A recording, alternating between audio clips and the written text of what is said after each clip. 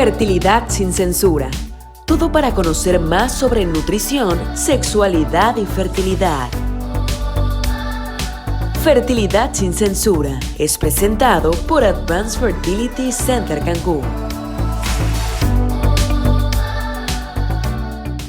Hola, ¿qué tal? Bienvenidos de nuevo a nuestro podcast Fertilidad sin censura por Advanced Fertility Center Cancún.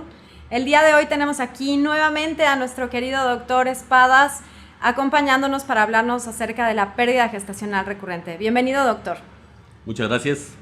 Bueno, pues vamos a hablarles de pérdida gestacional recurrente. ¿De qué se trata esto? Hay parejas que sí pueden embarazarse. O sea, su problema no es que no logren el embarazo, sino que una vez que lo consiguen, este embarazo en algún momento se pierde, no llega a buen término.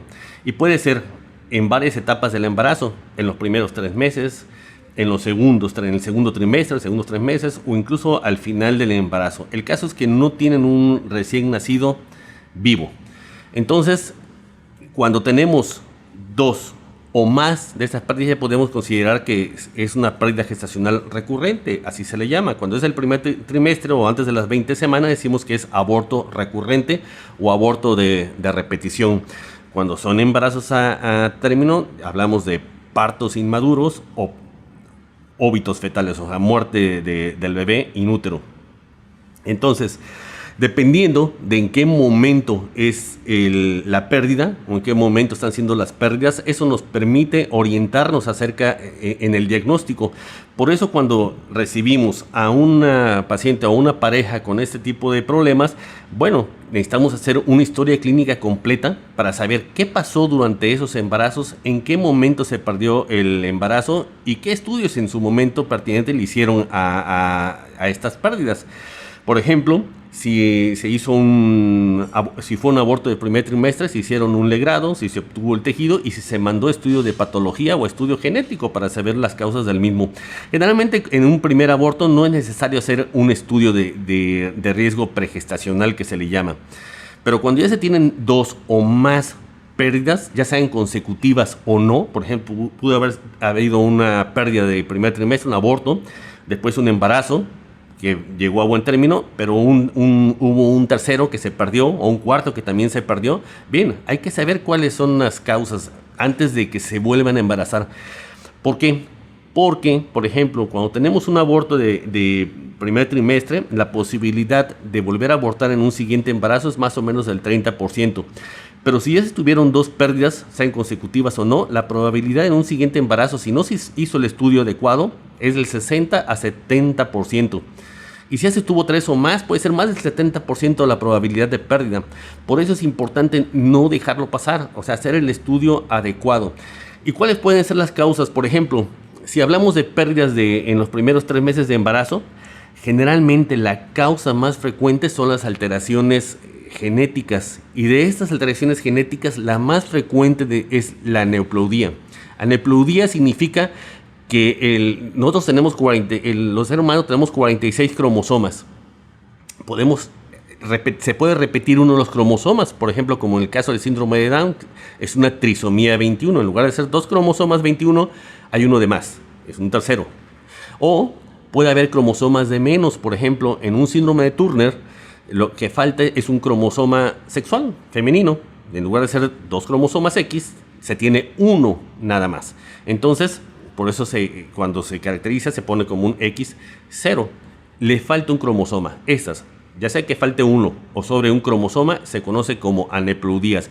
Y esas son el 50% de las causas de pérdida de embarazo. Entonces es muy frecuente. En el segundo trimestre de embarazo, la causa más frecuente son las alteraciones autoinmunes. Por ejemplo, cuando tenemos defensas en nuestro cuerpo que atacan a nuestro mismo organismo. Por ejemplo, una persona que tiene lupus eritematoso, bien, sus defensas atacan a sus propios órganos. Bueno, en este caso puede haber ese problema. Y nuestras propias células van a atacar, así como atacan otros órganos de nuestro cuerpo, pueden atacar a un embarazo. Cuando tenemos un RH diferente al bebé, por ejemplo, una mujer que es RH negativo, el bebito es RH positivo, ya tuvo un bebé y no se puso el inmunoglobulina anti-D en el embarazo previo, no tuvo la precaución, bueno, puede hacer defensas en contra de su bebé y ocasionar pérdidas de segundo o tercer trimestre de embarazo. Y así, problemas infecciosos, problemas en cuanto, por ejemplo, metabólicos. La diabetes es una causa de pérdidas de embarazo en el primero y en el segundo trimestre, o incluso de muerte fetal en el tercer trimestre si no es bien controlada. O sea, los hijos de madre diabética pueden morir, incluso se les revisa unos 2-3 días antes y se ve que todo está normal y en el último trimestre muere ese bebé.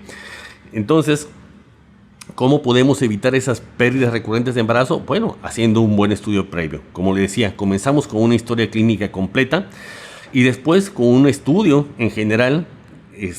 Lo que vemos es que no haya alteraciones infecciosas, que la biometría hemática esté normal, que no haya alteraciones metabólicas como la diabetes, como alteraciones renales, como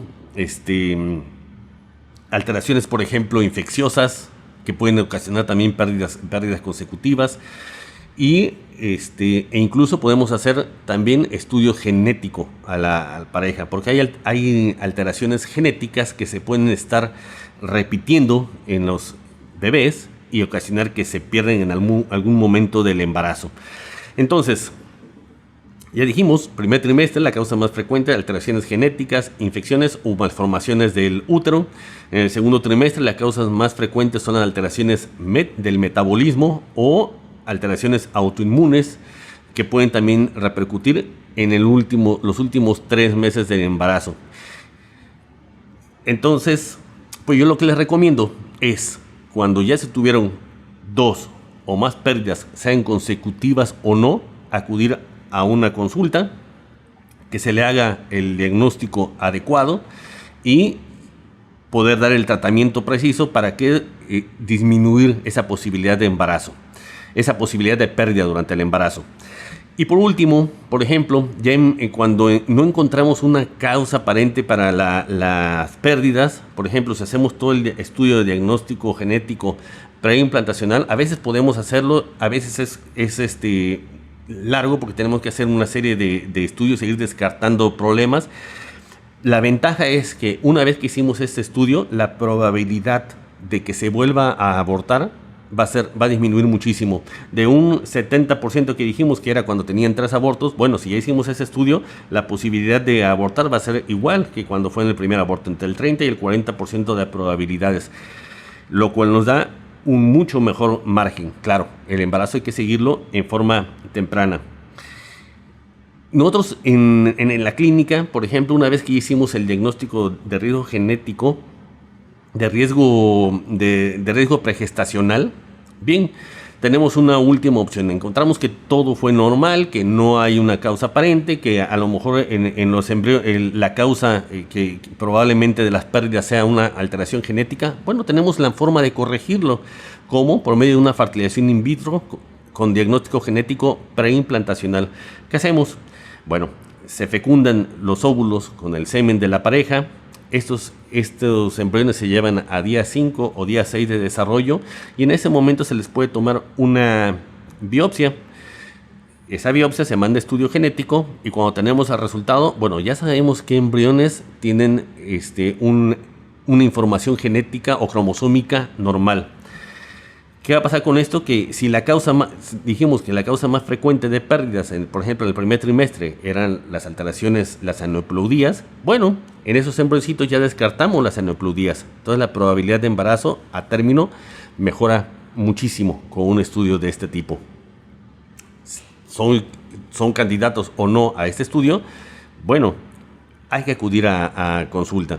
Y bien, en las manos adecuadas se va a hacer un buen diagnóstico y se va a iniciar el tratamiento en forma temprana para que su embarazo llegue a buen término. Cualquier duda, bueno, pues se pueden comunicar con nosotros, pueden mandarnos mensajes, pueden acudir a consultas y aquí resolvemos todas sus dudas. Muchas gracias. Fertilidad sin censura. Hablamos en cada emisión sobre nutrición, sexualidad y fertilidad. Temas de interés que tú necesitas, presentadas por Advanced Fertility Center Cancún.